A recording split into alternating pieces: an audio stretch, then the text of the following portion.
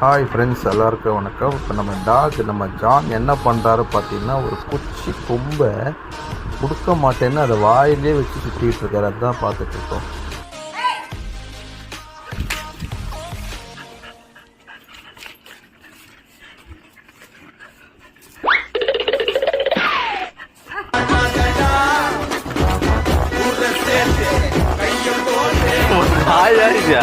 இல்ல வாயா